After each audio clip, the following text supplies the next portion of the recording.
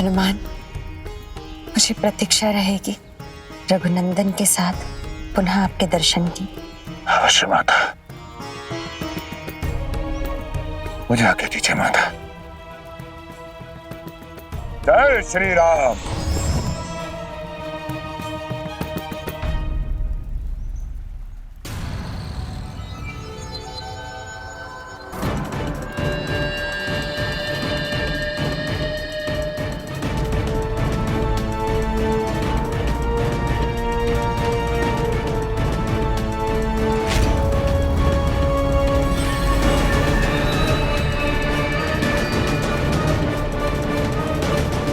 सैनिकों, ढूंढो उस वानर को, यहीं कहीं अशोक वाटिका में छिपा होगा। जाओ। जी राजकुमार।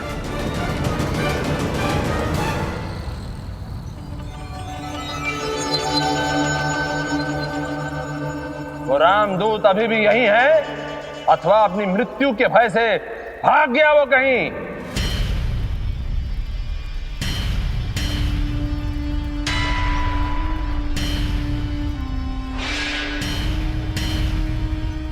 रावण, तुम यहाँ हनुमान को ढूंढने नहीं, अभी तुम ये देखने आए हो कि जो तुम्हारी मृत्यु का कारण बनने वाली है वो यहाँ है भी अथवा नहीं। सत्य कहा ना मैंने? सीते! चिंता मत करो रावण, क्योंकि तुम्हारे मृत्यु से पूर्व मैं यहाँ से कहीं नहीं जाऊंगी। यहीं पर रुक कर तुम्हारी मृत्यु की प्रतीक्षा करूंगी। 28 दिन तुम्हारी मृत्यु में अब भी शेष है। स्मरण है ना तुम्हें? 1 मास का समय देता हूं मैं तुम्हें। 1 मास तो बहुत दूर है रावण। तुम्हारा विनाश तो अब से इसी क्षण से आरंभ हो चुका है। पिताश्री, उस वानर के कारण स्त्री का दुस्साहस और बढ़ गया है। आज्ञा दीजिए पिताश्री, इसका दुस्साहस और जीवन दोनों का अंत मैं भी कर देता हूं। हैरो पुत्र, इसके कारण हमारी पूरी लंका जल गई। इतनी सरल मृत्यु नहीं देंगे हम इसे जीवित रहना होगा। ऋण चुकाने के लिए जीवित रहना होगा इसे। समस्त लंका वासियों का ऋण चुकाना होगा इसे, जिनकी आज मृत्यु हुई है। और वो ऋण है राम का जीवन। महाराज, वो रामदूत अशोक वाटिका में कहीं भी नहीं है। लगता है आपके भय से कहीं भाग गया है।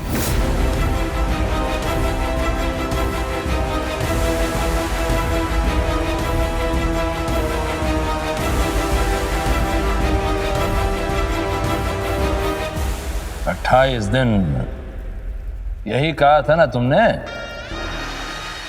इसका अर्थ यह है कि केवल 28 दिन ही शेष बचे हैं तुम्हारे प्रभु श्री राम के पास।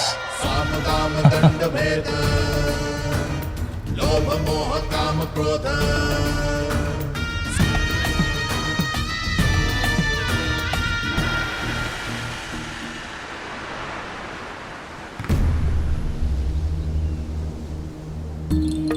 आज का दिन भी समाप्त हो गया, पर हनुमान जी को कुछ पता ही नहीं है।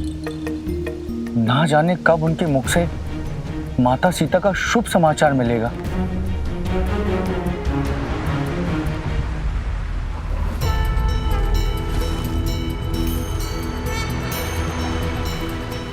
हनुमान जी, हनुमान जी आ गए। कहाँ है? कहाँ है?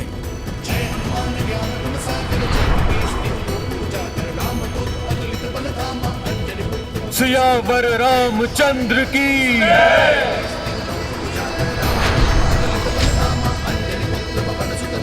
हनुमान जी, सियावर रामचंद्र की। जय श्री राम। जय श्री राम। हनुमान जी, आप आ गए? हनुमान जी, सब कुशल तो है? माता सीता का पता लगा ना? हम आपकी कब से प्रतीक्षा कर रहे थे हनुमान जी। माता सीता सुरक्षित तो है हनुमान जी। असुरों को कोई आयोजित तो नहीं किया होगा ना? हे प्रभु श्री राम, इतने सारे प्रश्न एक साथ, धैर्य रखिए। मैं आप सभी के प्रश्नों के उत्तर दूंगा, किंतु इतना लंबा समुद्र पार करके आया हूं, पहले तनिक विश्राम कर लो। हनुमान जी, आप राम कार्य को पूर्ण किए बिना विश्राम तो नहीं कर सकते। शीघ्र बताइए ना, हम सब जानने के लिए कितने अधीर हैं कि आप लंका कैसे पहुंचे और माता सीता कैसे मिली। जामवंत जी, मैं भी वही सोच रहा हूं कि करूं तो कहां से आरंभ करूं, इतनी लंबी कथा है। माता सूरसा, लंकिनी, सिंहिका। हनुमान जी, आप केवल इतना बता दीजिए, माता सीता सकुशल तो है ना? जामवंत जी,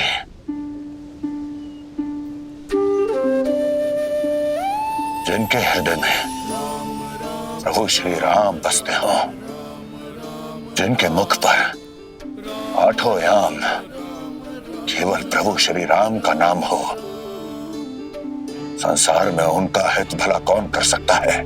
जय श्री राम, जय श्री राम। सियावर रामचंद्र की जय, पवन सुत हनुमान की जय। हनुमान जी, आपने माता सीता का समाचार देकर हम सबका जीवन बचा लिया। हनुमान जी, शीघ्रता कीजिए। जैसे ये शुभ समाचार हमें देकर हम सबों के संकट हरे हैं, उसी प्रकार शीघ्र श्री राम जी से मिलिए और उन्हें ये शुभ समाचार दीजिए। आप सभी किष्किंधा पहुंचिए, मैं प्रभु श्री राम को ये शुभ समाचार देता हूं। जय श्री राम, जय श्री राम, जय श्री राम। हनुमान जी, आपने माता सीता का पता लगाकर इस संसार पर उपकार किया है और आज यहीं से अधर्म के अंत का आरंभ होता है। जय श्री राम, जय श्री राम।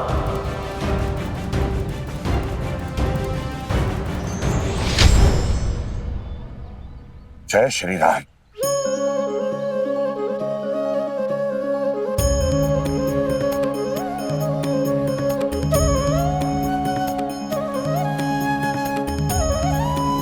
तुम आ गए हनुमान। प्रभु, आपकी कृपा से मैंने माता सीता का पता लगा लिया है। कैसी है मेरी सीते? प्रभु, माता सीता सुरक्षित है और सकुशल भी।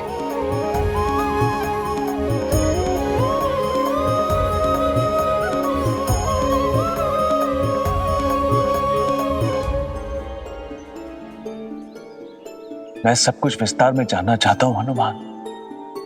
सीते कैसी है? क्या बात हुई आपकी सीते से?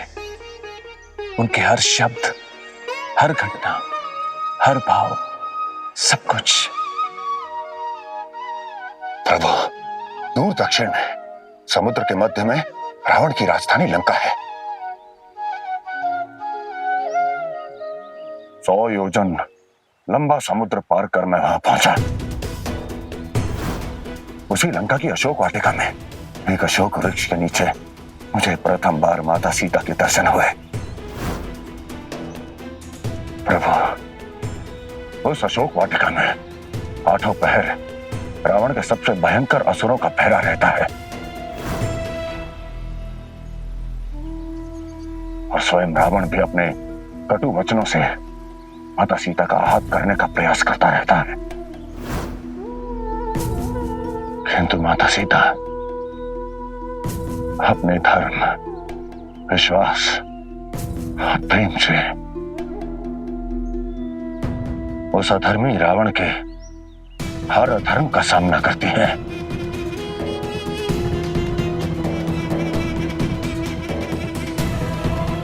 किंतु प्रभु,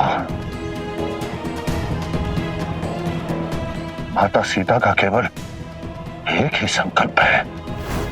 मैं रावण का संपूर्ण अंत चाहती हूँ, इसलिए जब तक मेरे रघुनंदन यहाँ मुझे लेने नहीं आ जाते, मैं यहां से नहीं जाऊंगी।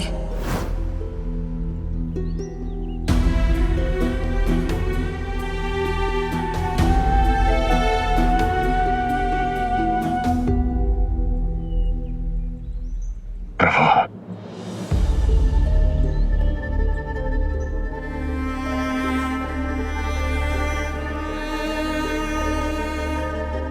प्रभु, लौटते हुए माता सीता ने मुझे अपनी ये निशानी दी और कहा कि इसे देखते ही आप सब कुछ समझ जाएंगे।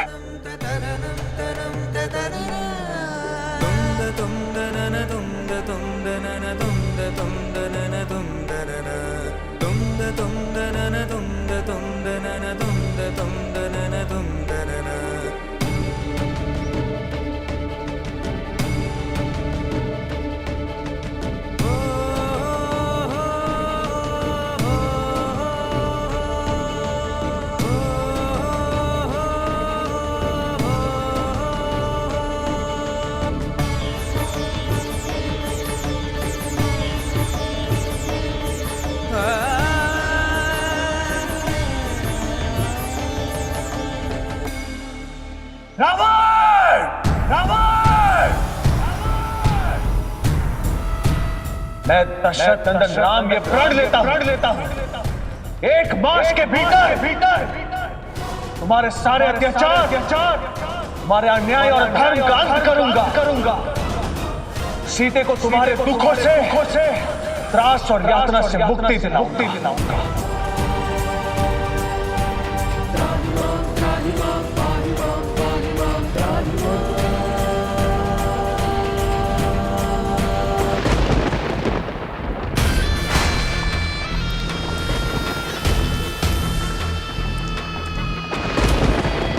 सीते, 2 दिवस बीत गए, मुझे भय है कहीं मेरी शक्ति और सामर्थ्य की सूचना पाकर तुम्हारा वो वनवासी लंका आने के स्थान पर कहीं अयोध्या वापस तो नहीं लौट गया।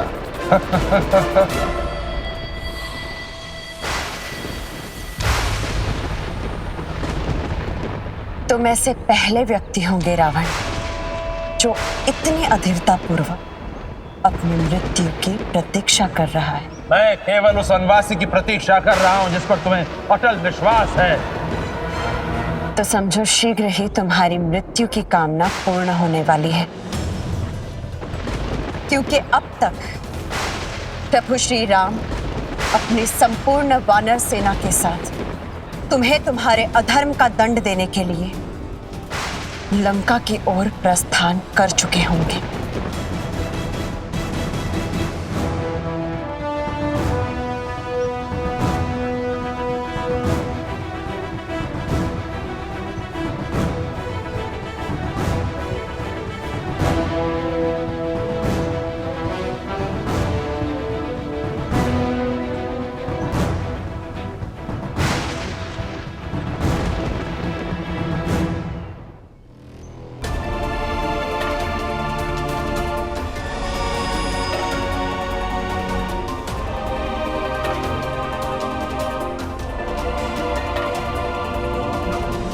प्रभु, इसी समुद्र के उस पार उस अधर्मी रावण की लंका है। जहां माता सीता आपकी प्रतीक्षा कर रही हैं।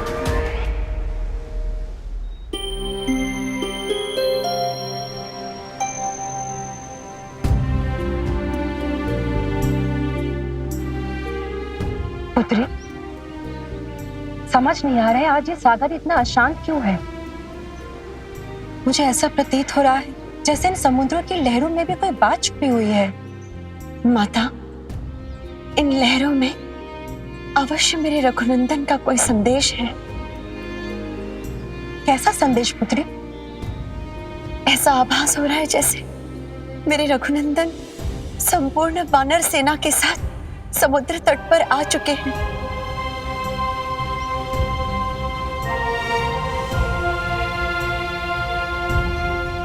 और शीघ्र ही लंका में पधारने वाले हैं मेरे दुखों का अंत करने और अधर्मी रावण को उसके अधर्म का दंड देने। तुम सत्य कह रही हो पुत्री? हाँ माते, मेरी अनुभूति कभी असत्य नहीं हुई।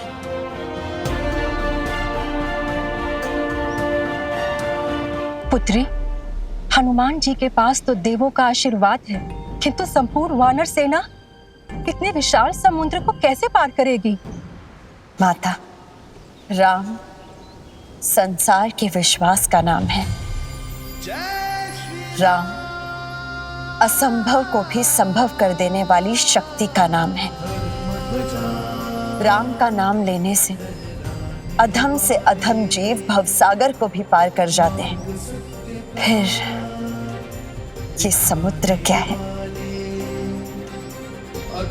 माता, मुझे पूर्ण विश्वास है कि प्रभु श्री राम के धर्म के इस कार्य में समुद्र को भी उन्हें मार्ग देना ही होगा।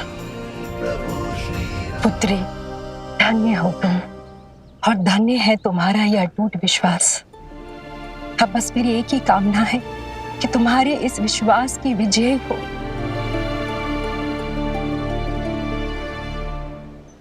सीते, आपके दुख, आपकी उपस्थिति, आपकी वेदना की अनुभूति हो रही है मुझे।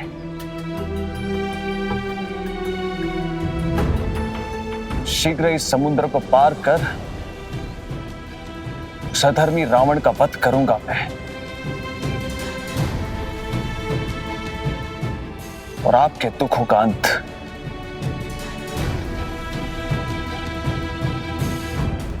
महाराज, एक दो महलों को छोड़कर उस वानर ने समस्त लंका को जलाकर भस्म कर दिया है।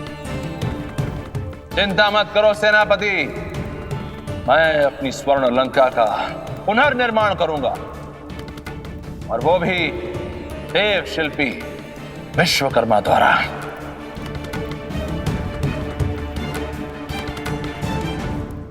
क्षमा करे भैया। आरंभ में ही क्षमा, अर्थात अवश्य तुम कोई अशुभ बात करने जा रहे हो। भैया, आप सक्षम हैं, जितनी बार चाहे लंका का पुनर्निर्माण कर सकते हैं, किंतु हमारी लंका तब तक सुरक्षित नहीं है जब तक आप सम्मान पूर्वक देवी सीता को श्री राम को लौटा नहीं देते। विभीषण, बार बार क्षमा करना लंकेश के स्वभाव में नहीं है। मैं जानता हूं भैया कि मेरा बार बार आपको परामर्श देना आपको उचित नहीं लग रहा है, किंतु सोचिए, श्री राम के एक दूत ने संपूर्ण लंका को नष्ट कर दिया। यदि श्री राम स्वयं यहां पधार गए तब क्या होगा? चाचा श्री, वो रामदूत यदि जीवित है तो केवल आपके कारण।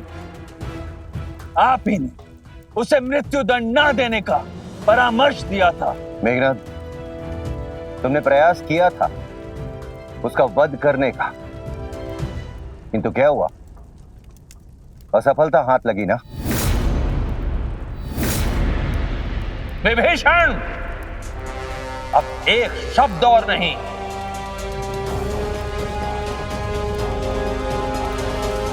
बहुत विश्वास है ना तुम्हें उस वनवासी राम के बल पर? वहां जाने दो उसे।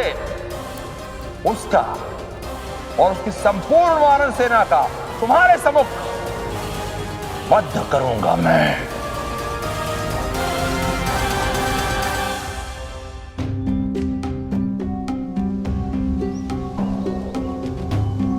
भैया, सोचने में समय क्यों नष्ट करना? चलाइए अगली बार और सुखा दीजिए इस समुद्र को। नहीं लक्ष्मण, अकारण शक्ति का प्रयोग करना उचित नहीं। ऐसे फिर हमारी वानर सेना इस विशाल समुद्र के उस पार कैसे जा पाएगी?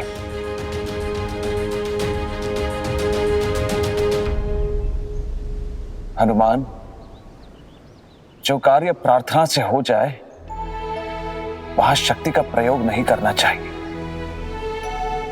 इसलिए सर्वप्रथम हम सागर देव से प्रार्थना करेंगे कि हमें उस पार जाने का मार्ग दे।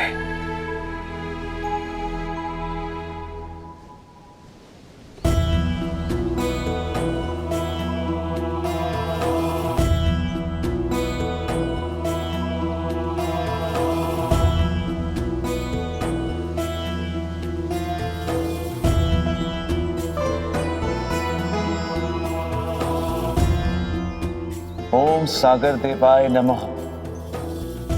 ओम सागर देवाय नमः। हे सागर देव, मैं दशरथ नंदन राम आपसे प्रार्थना करता हूं, धर्म की स्थापना के लिए मुझे और मेरी समस्त वानर सेना को लंका जाने का मार्ग दीजिए।